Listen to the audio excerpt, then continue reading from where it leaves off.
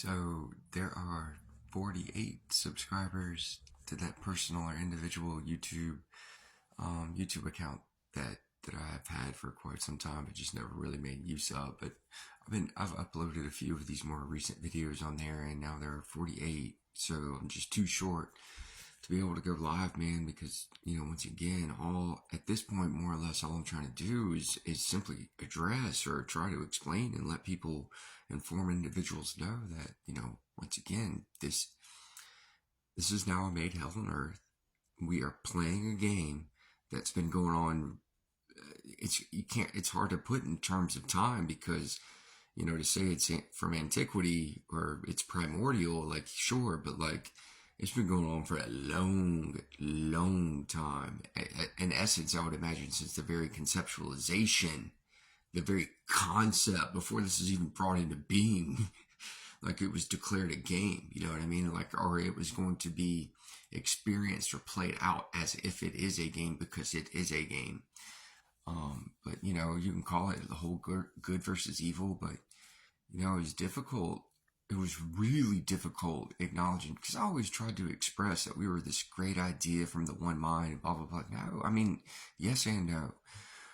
To be animated, we had to take what I only know how to call it a divine spark, had to be more or less transmitted into our unanimated beings, these things that are called archons, and there is one archon above the rest, right?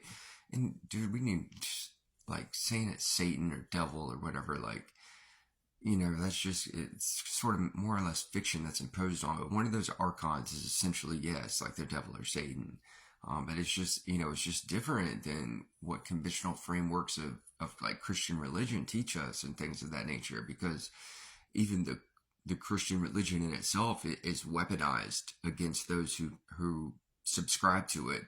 There was one comment that I just deleted yesterday evening. This pleasant looking older woman was like, trying to explain, said something in protest, more or less, like, no, my God is winning, and blah, like all that jazz, like, it's all love, but like, dude, like, like, reading that, I almost wanted to be like, are you not well? Simply because, your individual conscious experience might be hunky-dory, but all you have to do is simply consider what's going on in the rest of the so-called world. Like, yeah, it doesn't take much imagination to realize that what I say is so, that this is a hell on earth. And, it's kind of funny. The way I found or realized it was a game is literally by using math, physics, and, just conventional academic frameworks. I mean, they're very contemporary, very modern day. But I can express a lot of this through game theory. It's literally called game theory. It used to be biological Darwinianism, the whole survival of the fittest and blah, blah, blah, blah, that they thought was how we evolved. And that's just nonsense. They know that's not true whatsoever. They know now it's what's called evolutionary game theory, meaning, just try to consider it like this. If we're playing Pac-Man, it's how Pac-Man got developed or adapted to be better at consuming pellets throughout duration or time. Like, that's it, man. Like, so, it's once again, it doesn't take a huge stretch to start realizing that, fundamentally, this is set up to be a game, and we have been playing it. But, between the archons, or quote unquote the rulers in ancient Greek, these things torture and deceive us to complicate our minds. Our sensoriums are almost always overloaded with stimuli from, first of all, these devices. Second of all, because of all the nonsense that's always going on, or that's always occurring, it stirs within our beings a bunch of emotions, feelings, and thoughts that complicate things. It convolutes us from realizing the truth of who and what we are, and being able to acknowledge that, yes, there is this inner divine spark within each and every one of us. But, each and every one of us is simply aspects of a whole, or the us. I don't know what else to call it. And, simply if we can acknowledge that we are just elements of this whole, or the us, we can assemble, or more or less come together and embrace one another through love. and, being these little itty bitty Pac-Mans that, the Archon Ghost, they're just utterly consuming, we can more or less form into a great big Pac-Man and just, dude, at that point, it's just game over for them. But once again, we have to emit love. It has to be about hope. And it just has to be all these really beautiful feelings, because to them, that's so toxic, they can't take it. Like, that's literally how you would kill them. You can't shoot things you don't see with guns and stuff. I mean, it's kind of silly. And besides, the individuals that are playing, Marionette and the Archons, oh my gosh. And within that video yesterday, the guy reading from the text literally characterized or described it as like they played marionettes with us. And how many times have I said, like, we're being domineered as if we're puppets on a string? Because, it's just what it is. And we were lulled to sleep over a very long duration. And that whole time, knowledge is being suppressed and removed from existence, more or less. It's being eradicated, essentially.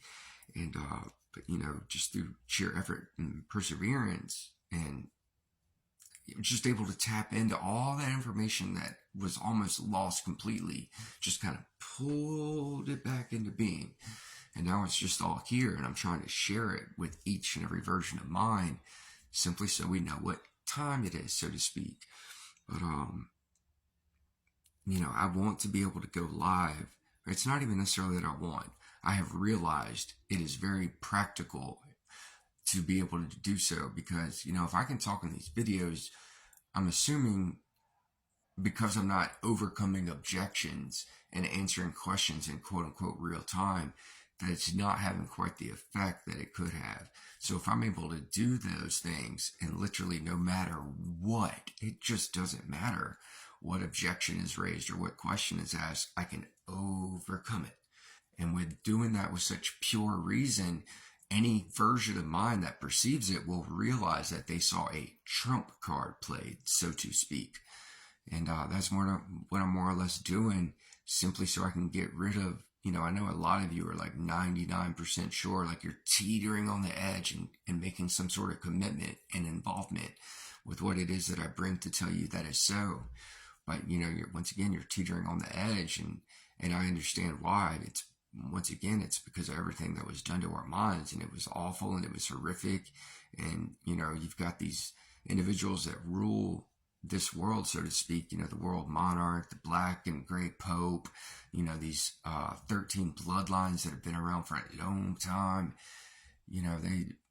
They worship the things above us, or these archons and rulers. And, that's why there's child trafficking and all this stuff, because they torture